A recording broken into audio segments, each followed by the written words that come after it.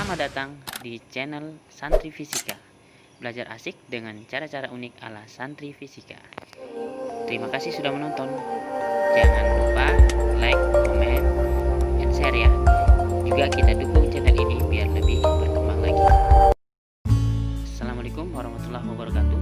Alhamdulillah wassalatu wassalamu ala rasulillah walhaula wala quwata illa billah. Semoga teman-teman semua dalam keadaan sehat walafiat ya.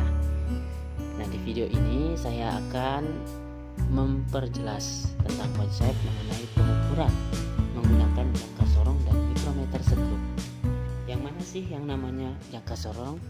Yang mana sih yang namanya mikrometer sekrup? Dan apa saja sih fungsi-fungsinya? Nah, sekarang kita akan membahas lebih dulu yang pertama, yaitu jangka sorong. Ini adalah jangka sorong ya. Fungsinya untuk mengukur panjang, bisa untuk mengukur diameter, baik diameter dalam, diameter luar suatu benda, atau mengukur kedalaman suatu bendanya. Jadi yang ini adalah fungsi untuk mengukur diameter bagian dalam. Contoh, nah seperti ini ya, ini diameter bagian dalam. Kalau mengukur diameter bagian luar, nah seperti ini caranya. Nah, diameter luar ya, gitu ya. Kalau mengukur kedalamannya pakai yang bawah. Nah, ini ada kayak besi muncul, ini besi timbul, ini didorong sampai dia mentok gitu ya.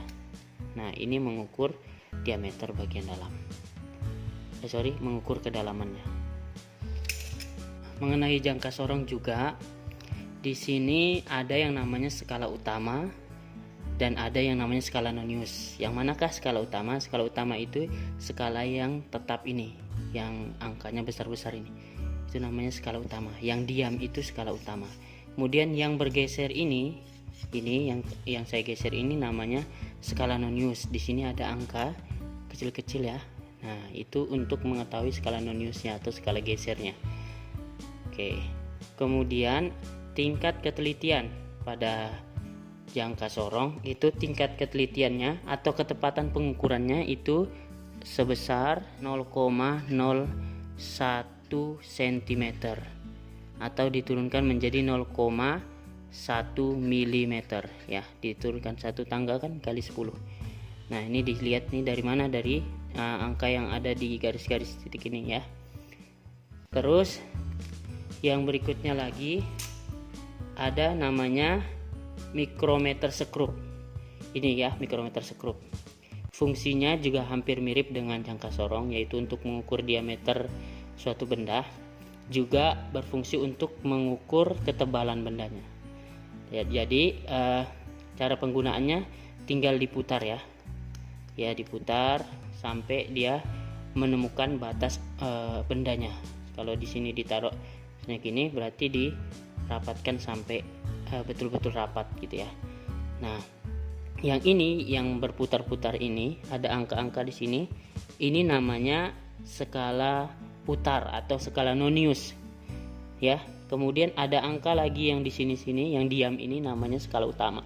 Skala utama seperti tadi yang tetap, skala nonius yang bergerak gitu ya. Terus untuk tingkat ketelitiannya, nah apa bedanya tingkat ketelitian mikrometer sekrup dengan jangka sorong? Tingkat ketelitian mikrometer sekrup dengan jangka sorong itu bedanya 10 kali lipat ya. Berarti lebih teliti lagi mikrometer sekrup. Ya, berapa mikrometer sekrup? Nah, tingkat ketelitian mikrometer sekrup itu sebesar ketelitian itu sebesar 0,01 mm. Ini 0,1, ini 0,01. Jadi ini lebih besar 10 kali lipat ya. Nah, itu ya, jelas ya. Kemudian kita akan masuk ke perhitungannya. Gimana cara mencari perhitungan dari jangka sorong dan mikrometer sekrup? Oke, kita bisa lihat di sini ya. Di sini ada nomor 1, hitung berapakah hasil pengukuran jangka sorong dari gasing berikut ini. Nah, berapakah diameternya sebenarnya? kalau kita pelajari kemarin di animasi itu ada pergerakan ini, tapi karena ini dalam bentuk gambar jadi kita akan menghitung dalam bentuk gambar. Cara yang pertama, tentukan dulu skala Nonius ya. Ini skala Nonius, ini skala utama, cari dulu. Kemudian yang kedua, cari skala Noniusnya. Nah, yang geser ini. Cara menentukan skala utama itu diambil angka yang sejajar dengan garis 0 angka skala Nonius atau sebelum garis 0 angka skala Nonius. Ini garis angka 0 ya, gini ya, skala Nonius yang ini, terus garis skala utamanya yang di atas ini. Nah, gitu ya. Maka kalau dilihat dari gambar ini, dia tepat ya, tepat dengan angka 0 skala utama skala Nonius. Maka angka ini berapa? Ya kan? Angka ini adalah berapa ini? 2,9 ya. Nah, itu adalah skala utama. Skala utama sama dengan 2,9. Apa? 2,9 cm. Nah, terus skala Noniusnya. Sekarang skala Noniusnya berapa? Bagaimana cara melihat skala Nonius? Nah, skala Nonius agak berbeda dengan skala utama. Tapi dia saling berpasangan, saling berpengaruh, saling mempengaruhi. Kalau untuk melihat skala Nonius, lihat garis skala Nonius yang sejajar, garis skala yang sejajar dengan garis skala utama. Saya ulang lagi, lihat garis skala Nonius yang sejajar dengan garis skala utama. Mana dia yang paling sejajar, yang paling berhimpit ya, yang paling sejajar itu bisa kita lihat di sini adalah yang ini. Iya enggak? Ini beda dikit, ada sedikit kurang tepat. Yang ini paling pas, di atasnya ini, yang bawah yang ini, jadi lurus gitu ya. Maka skala Noniusnya berapa itu? Sn sama dengan 0, berapa? 01 cm. Ini 01 ya. Jadi kita tinggal jumlahin. Nah, jumlahinlah berapa hasilnya? 2 di koma 91. 9 tambah 0 kan 9 ya, 91 cm. Atau ini masih cm, bisa dijadikan milimeter dikali 10 ya, karena turun satu tangga. Jadi 29,1 mm ya. Nah, gitu cara perhitungannya. Terus yang kedua, bagaimana cara mencari hasil pengukuran mikrometer skrup. Nah, jadi yang pertama tadi sudah ya, jangka sorong ini diameternya ya 2,91 atau 29,1. Bisa yang ini, bisa yang ini. Nah, sekarang yang kedua, mikrometer skrup. Mikrometer skrup itu kita lihat skala utama yang ini tadi ya, skala utama. Yang ini adalah skala Nonius. Nah, skala utamanya berapa? Ya, tinggal kita lihat angka yang pas di ujung ini, yang di ujung batas ini. Ini batas antara skala Nonius dan skala utama, batas ya. Nah, ini ada batas. Maka untuk melihat skala utamanya adalah lihat garis skala yang pas atau sebelum dari batas skala utamanya. Nah, gitu. Dari batas skala utama dan skala Nonius ya.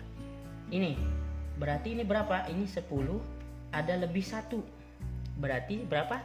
11 ya. Skala utama itu sama dengan 11 ya, atau ya 11 ya. 5, 6, 7, 8, 9, 10, 11 ya. 11 cm atau milimeter?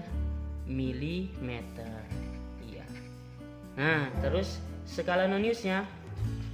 Skala Noniusnya adalah lihat garis skala Nonius yang lurus dengan garis batas skala utama ini. Nah, ini lurus ke sana. Itulah yang diambil sebagai angka skala Nonius. Jadi berapa ini? 5, 6, 7, 8, 9, 10. Pas di garis 10 ini ya. Nah, maka skala noniusnya adalah berapa? Skala noniusnya? Skala noniusnya adalah 0, berapa?